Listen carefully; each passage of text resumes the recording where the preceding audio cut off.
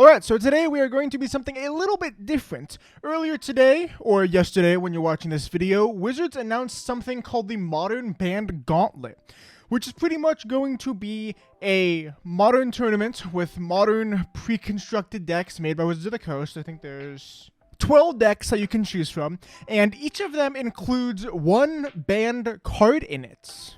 With a couple exceptions I have too, because, you know.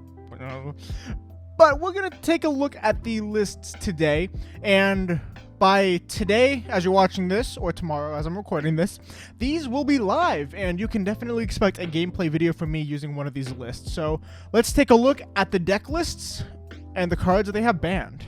Alright, so if you take a look at this little chart here, these are the 12 different deck archetypes that you're going to be able to play tomorrow or today, and these are the banned cards in each. Now, as some people have pointed out, there are a couple exceptions. For example, I know the Dredge with Hogak deck actually has 2 banned cards in it. I know 2 of the decks.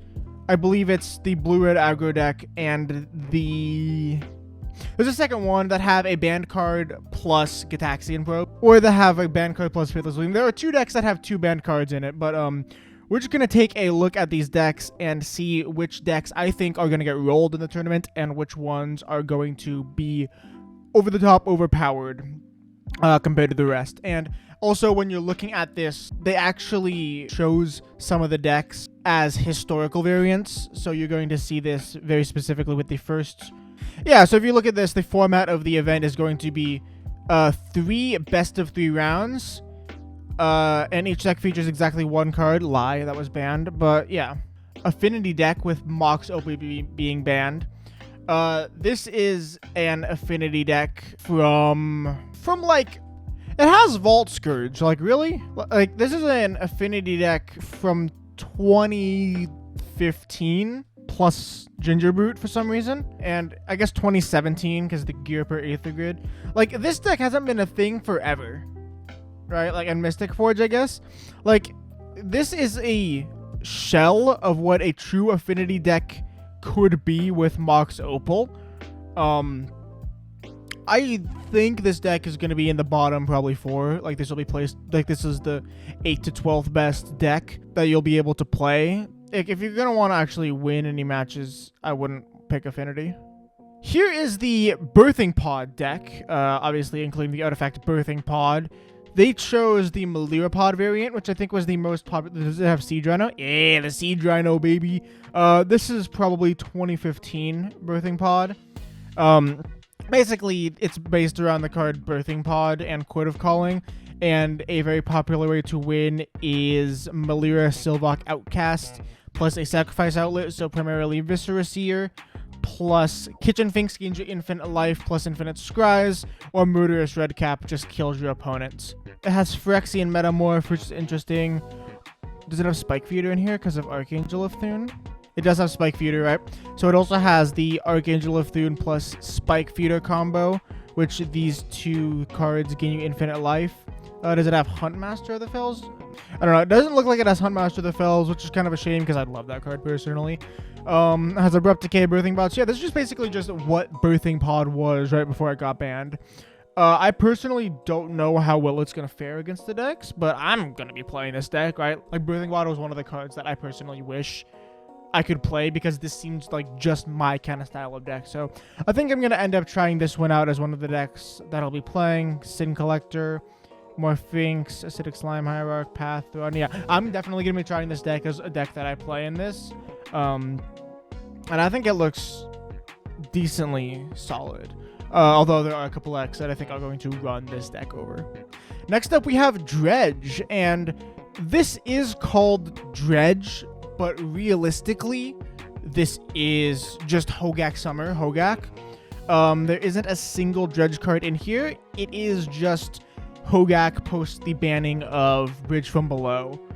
Right, so it got the Bloodghast, Carrion Feeder, Gravecrawler, Hedron Crab, Hogak, like, plus Looting. So this is one of the decks that there are 2 banned cards and actually Hogak plus Faithless Looting. I think this deck is going to roll the tournament, any league that you play. Like, by far, right? Like, although it does have Leyline of the Void, which is obviously meta for Hogak Summer as well as Thoughtseize. I think that this deck is going to be by far one of the decks that roll the competition. Just because of how broken inherently Hogak is, right? Like, I don't know if they built these sideboards like to combat this, but I think Hogak is definitely going to be one of the best decks that you could play in this event. Next up is the deck with 4 green Sun Zenith. And this deck is Counter Cat. Essentially just Wild Nacatl, honestly 2012 aggro. And if you're playing this deck, you play this deck to have fun.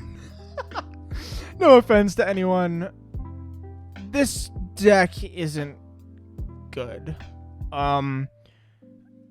It just, like, Green Sun Zenith could have been put in such a better deck than Zoo, honestly. Like, this is just Zoo. Like, I think, like, if you want to play this deck for fun because you want to cast Green Sun Zenith and get Dryad Arbor, go for it. But if you actually want to win prizes in the Gauntlet, then I wouldn't go for a Counter Cat. Like, this is a 2012 deck. It's playing Bant Charm. It's an aggressive deck playing Bant Charm because there was nothing else available. Like, if you play this deck, you're going to get rolled. Next up, we have Jund featuring, I believe, Deathray Shaman? Yeah. So this is Jund featuring Deathray Shaman in 2014.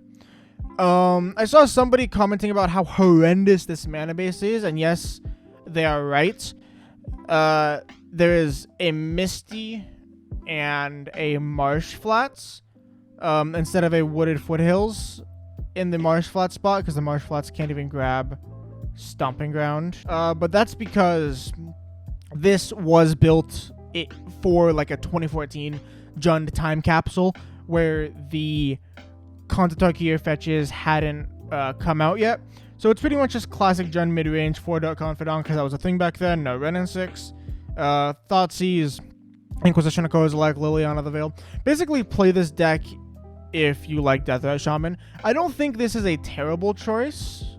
But again, if you actually want to win prizes here, I think you're going to want to, or be, like, not even win prizes, just like win matches, I guess. You're going to want to go for the decks that had some newer cards banned in them. Now, here we go. Eldrazi Aggro featuring Ayarugan. This deck is probably the best deck in the format, for what it's worth. If anyone remembers Eldrazi Summer, this deck or variants of this deck were just an absolute menace to play against. It's base colorless realistically, but it's base colorless, technically I guess 3 color, which is why it has a Darkar Waste, so you can cast the Cyclonic Rift and Path to Exile, and you can use the colorless mana to cast stuff like Thought-Knot Seer or Eldrazi Displacer. I personally think if they really wanted to slam the competition, a better variant of this deck would have been the one with Urborg in it, which can actually have the Eye of Ugin tap for mana. But turn 2 Thought-Knot Seers are going to be so ridiculously consistent with this deck, it's going to be insane. For my money's worth, either this or Hogak are the best decks in the format, hands down. The next deck we have is Bant Stoneblade, good old 2020 Bant Stoneblade with Uro, Titan of Nature's Wrath. This one definitely isn't bad. It has Force and Negation, sort of Feast and Famine, Batterskull, sort of Fire and Ice. If you like going, if you like these kind of decks, these Stoneblade mid-range variants, then you could probably pick up this deck and do fairly well with it, in my opinion. Again, the decks you are going to want to be highly focusing against are Eldrazi Aggro and the Hogak lists. You have Ashiok in the sideboard for that, as well as Celestial Purge, more for Hogak than Eldrazi. But I think this deck doesn't look too terrible. Once again, you're going to see a pattern. The decks that had the newer cards banned out of them, like Uro and Hogak, are going to be much better than the decks that had stuff like Deathray Shaman banned out of them or Green Sun Zenith out of them, because they are looking to recreate the exact deck lists that the cards that were banned were used in from that era. So I think this looks like a pretty decent deck because it has a bunch of tools that you don't need. Definitely probably in the top 5 of decks. I wouldn't go so far as to put it in top 3. Next, we have Teamer Aggro with the banned card being Oko, Thief of Crowns. I'm kind of confused. You can't really pick a historical deck that Oko was in to port into this because Oko was pretty much in every single deck in the format. And if they're going with their only one card banned per deck rule, that they would probably end up putting the Urza Mox Opal Oko deck together because that deck was by far Oko's best deck because you could generate the food, tap the mana with Urza. So this is like a 3-color Ponza. This one looks more like Ponza than Aggro because it has the Blood Moon and Utopia Sprawl. I guess it doesn't have any like Stone Range or anything like that, but this deck honestly looks pretty fun, right? Like just the sheer power of Oko alone is going to be enough to destroy any of the Eldrazi that you're going to go against. Actually, hold up. Throne of Eldraine was released on October 4th, 2019. So it's going to be kind of interesting, actually, to see how Oko interacts with the Hogak. This deck seems like a deck that was put in the rotation, or this specific one, but Oko, I guess, to be a foil to Hogak, because they actually never got to play in the same modern format as each other. Because you got Oko, in the sideboard is Grafdigger's Cage. I guess Anger's pretty decent. Obviously, instant language with card. This thing actually looks pretty fun to play. I don't know if it's the most powerful. It's probably also, along with this deck, in the top 6. Next up, we have Amulet Titan. And this was 2018 Amulet Titan. The main difference of this and the list we have today is Summer Bloom, which was banned. This deck is capable of turn 2 wins fairly consistently in Modern.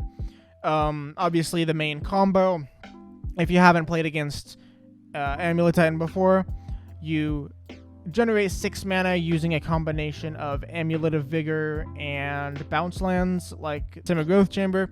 If you don't know how that works, they enter, you tap, they untap with the Amulet of Vigor, you tap it, flow 2 mana, it comes back, you can cast Summer Bloom, do that again, get 6 mana, get Primeval Titan.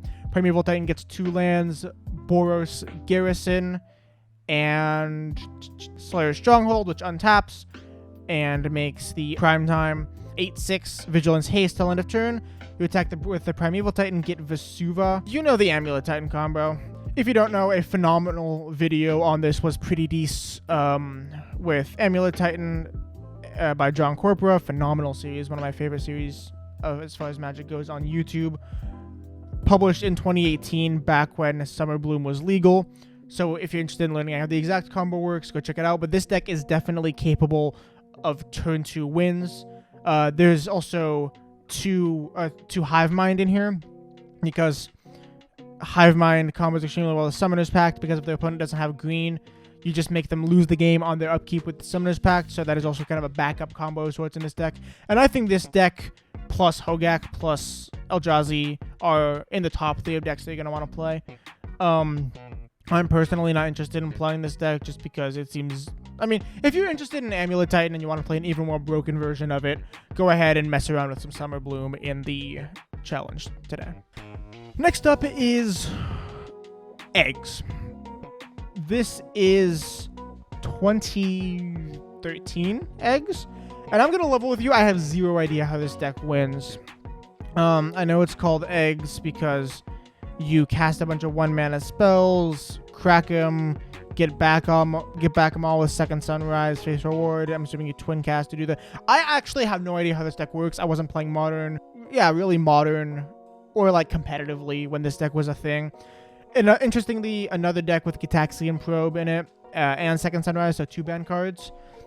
It's kind of interesting how they banned Second Sunrise, not necessarily because of the power level, but because of the annoyance that it was to play against in tournament Magic, and they're bringing it back here. I mean, I guess you do have your own clock because it's a Moto, and so you're not running out the tournament timer that you both share as you and an opponent, as you both collectively have. But I don't know. This just seems like a kind of weird inclusion to me. I don't know. If you want to play Eggs and you want to win with 1 minute left on the clock, go ahead and play this. I have no interest in playing it personally. Next up, good old Blue-Red Twin. Obviously, Splinter Twin being the banned card. If you don't know how this works, you cast either Pestermite or Deceiver Exarch primarily, because Deceiver Exarch doesn't die to bolt on the end step. You play a Splinter Twin on the creature. You tap it, make a copy of it, the copy untaps the original with the twin, you tap it, make a copy of it, blah, blah, blah, and you get large enough number of either Deceiver, Exarchs, or Pestermite in order to kill your opponent. But besides that, we have a control shell around here. Cryptic Command, Electrolyze, Remand, Lightning Bolt. Realistically, this deck is just, if you want to play Twin, then you can play this deck. I personally don't know how it's going to fare against the Hogaks. Once again, we're going to bring up Hogak and Eldrazi for the example, but if you want to play Twin, then you get to play Twin once again in Modern. Next up, Blue-Red Aggro with the ban card being Gitaxian Probe and Treasure Cruise. I personally wasn't aware of this kind of archetype when Treasure Cruise was banned. Of course, it was banned within the year after it came out of Khans of Tarkir, because turns out Treasure Cruise plus Thought Scour plus Fetch Lands make Ancestral Recall legal in Modern. But it looks like it's just a pretty aggressive deck with Monastery Sorcerer, Goblin Guide, Delver, Young Pyromancer. Make a bunch of guys, make a really big guy, make a 3/2 flyer, and you just... It seems like a Shadow deck, honestly. It seems kind of like the style of a Shadow deck. Yeah, this deck seems decent as well. I mean, obviously, I don't think it's as good as the Eldrazi Aggro deck, but I think this deck looks pretty decent. So it looks like that's about it for the summary of the banned Modern Gauntlet. What do you think about this format? I personally think it's going to be a lot of fun to play. It is kind of weird that they included specifically eggs and decks with multiple banned cards in them, like the Eggs deck, the Blue-Red Aggro deck, and the Hogak deck. I personally think Hogak is going to steamroll this event. Or personally, Primetime with Summer Bloom and Eldrazi are also going to steamroll. So if you want to have fun and win, you can pick those. Of course, everyone's going to be able to win with any of these decks here, except maybe the Cat Green Sun Zenith deck, because that deck seems terrible to me. Anyways, that's about it for this video. If you enjoyed, be sure to hit a like on it and subscribe if you haven't yet. Twitch, Twitter, TCG Player Affiliate, all in the description down below. And as always, have a great day.